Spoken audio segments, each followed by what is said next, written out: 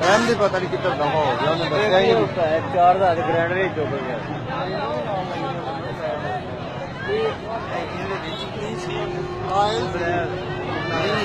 Container है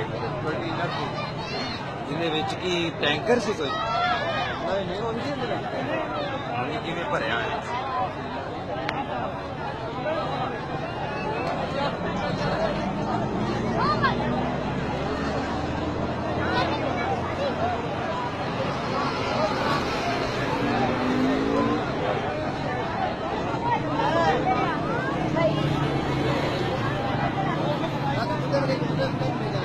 ਉੱਥੇ ਆਪਾਂ ਉੱਥੇ ਰਾਤ ਹੋ ਗਈ।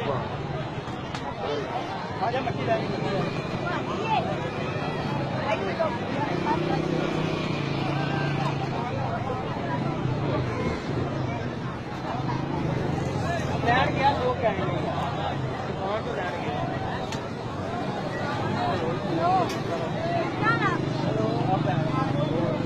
ਮਾਮਾ ਹੋਗੇ ਨਾ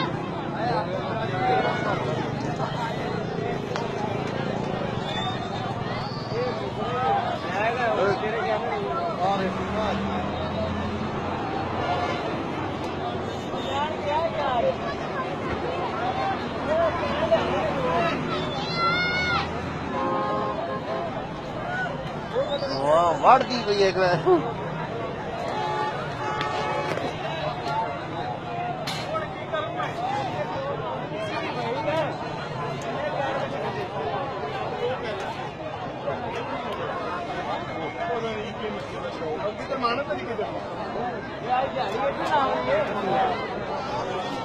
चल वैसे कम खराब